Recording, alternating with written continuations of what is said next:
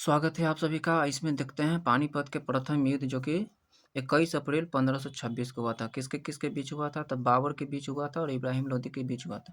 बाबर ने इब्राहिम लोदी को हरा दिया था और लोदी वंश का अंतिम शासक कौन था? इब्राहिम लोदी था। ओके। और यह जो कि युद्ध स्थल में जो कि मारा गया था यानी कि शहीद हुआ था। ओके।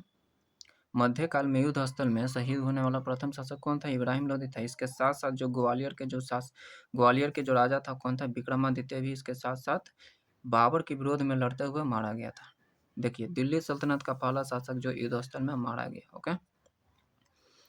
तो क्या हुआ था कि जो बाबर ने आखिर कैसे जीता? बाबर जो जीता था, कैसे जीता? इब्राहिम लोदी के पास जो कि बहुत सारे लगभग 1 लाख जो कि सेना था। ओके। इसके पास हाथी भी था। लेकिन बाबर जो है कि वह उज़्बेकों से जो है कि तुगलमा युद्ध नीति भी जीता था। रूमी विधि भी इसके पास था।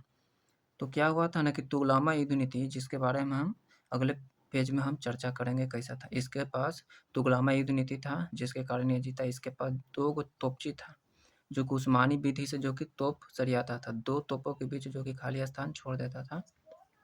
कौन था? और उस्ताद अली कुली था और मुस्तफ़ा खां था। धनुर्धर था, निशानेबाज था, तोपची था, ये सब। और बाबर ने धनुर्धरों को जो कि पानीपत का प्रथम युद्ध जीतने का श्रेय दिया। तो पानीपत के प्रथम युद्ध में तो जो कि इब्राहिम लोदी और ये तो मारा ही गया। तब ये दिल्ली और आगरा पर जो कि कब्जा कर लेता है। इसके कारण जो कि दिल्ली और आगरा पर कब्जा कर लेता है और जीतने की खुशी में यह जो कि कलंदर की उपाधि धारण करता है। कलंदर की उपाधि का मतलब उदारता। इसमें और बाबर ने क्या किया था? बाबर ने काबुल वासियों को एक-एक चांदी का सिक्का दिया था और चांदी का सिक्का का नाम क्या था? शाहरुख सिक्का था। ओके। देखिए, सेना क्या था? लोदी जो था, इब्राहिम लोदी, उसके पास 1 लाख सेना था। बाबर के पास क्या था? तोपखाना था, तुगलमा युद्ध नीति था, उस्मानी विधि था, गोला बारूद था। ये जीतने के बाद देखा जाए तो बाबर ने मुसलमानों पर से जो तमगा कर लिया जाता था उसको समाप्त कर दिया। देखिए, ध्यान से देखिएगा, पानीपत का जो प्रथम युद्ध हुआ था 21 अप्रैल 1526 को हुआ था। तो उसमें तो बाबर ने इब्राहिम लोदी को हरा दिया। पानीपत में वार क्यों हुआ? देखिए क्या हुआ था। भारत में आने का 2 रास्ता है। कौन सा है? जो जिला दर्रा और खैबर दर्रा है। और अधिकांश जो विदेशी आक्रमण आया है तो खैबर दर्रा से है। कब आया है? जब ये वाला जो क्षेत्र है, ये वाला क्षेत्र स्वतंत्र रहा है या कमजोर रहा है। तो इब्राहिम लोदी था उस समय, तो ये वाला जो क्षेत्र था यहाँ पंजाब का कौन था?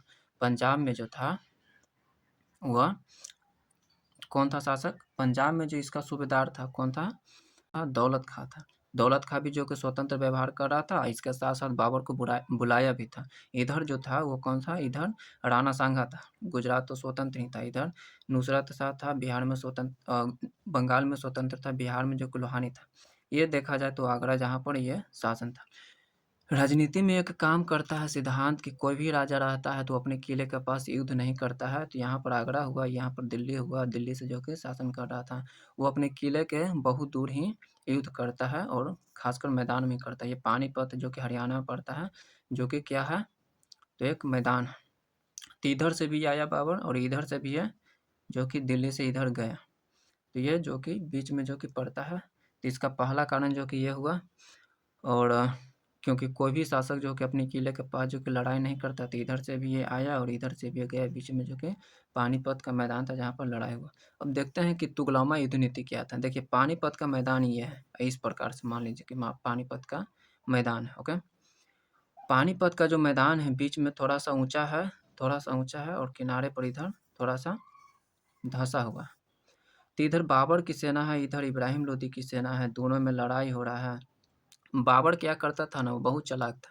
एक रिजर्व सेना जो कि रखता था और ये जो सेना था, इधर तो ऊंचा वाला भाग है और इधर नीचा वाला भाग है। इधर लड़ाई हो रहा है, पूरा एकदम लड़ाई हो रहा है। ये अपनी सेना को इधर से भेज देता था, नीचे वाला क्षेत्र से छिपते छिपते जो कि भेज देता था। ढलान क्षेत्र जो था इधर भेज देता था। इधर भी जब दोनों सेना जो कि दोनों तरफ की सेना लड़ते लड़ते एक तरह से थक गया, तब इधर से जाकर वार कर देता था। मतलब कि ढलान वाला क्षेत्र से जाके एक वर्ग जो कि वार कर दे। एक तो जो कि सेना जो कि लड़ते लड़ते कमजोर पड़ गया और ये जो सेना है एकदम ताज़ा है, ये तो लड़ाई में अभी तक भाग नहीं लिया, क्योंकि इधर से जो कि छिपते छिपते आता है और इस पर हमला कर देता है। यही तुगलमा युद्ध नीति है। अब देखते हैं कि क्या हुआ था कि बाबर उदार भी था। ओके। बाबर उदार भी था। जब इब्राहिम लोदी मरा था युद्ध में, तब इसका जो मकबरा जो था वह पानीपत के मैदान में ही बनवा दिया था। ओके, और इसकी माता से भी जाकर मिलता है। देखिए, प्रथम शहीद युद्ध स्थल में मारा गया कौन था? इब्राहिम लोदी था। और दूसरा एक तरह से कौन हो जाएगा? तो वह ग्वालियर के राजा विक्रमाजीत सिंह था। ओके, विक्रमादित्य था। बाबर का जो मूल नाम क्या था? तो जहीरुद्दीन मोहम्मद बाबर था। बाबर क्यों इसको पढ़ा? था बाबर का मतलब होता है बाघ, यानी कि जिसमें स्वाभिमान हो, महत्वाकांक्षा हो, जिसमें एक तरह से साहस हो, तो उसको बाबर नाम दिया गया। बाबर को, बाबर का मतलब क्या होता है? बाघ। स्वाभिमान, महत्वाकांक्षा, साहस के कारण इनको बाबर कहा गया। बाबर जो कि बादशाह की उपाधि 1507 में लिया था, और कलंदर की उपाधि जो कि 1526 में इब्राहिम लोदी को हराने के बाद, यानी कि पानीपत का जो कि प्रथम युद्ध जीतने के बाद लेता है। बाबर जो कि उपाधि लेता है, गाजी का उपाधि लेता है कब? तो 1527 में, जिसमें खानवा के युद्ध में राणा सांगा को हराता है। राणा सांगा इसमें भाग नहीं लिया था, वह जो कि उसको वह इसमें भागे नहीं लिया था। जीवनी लेखकों का राजकुमार कहा जाता है बाबर को। बाबर को उपाधि देख रहे हैं। आजीविका ढूंढने वाला सैनिक भी कहा जाता है।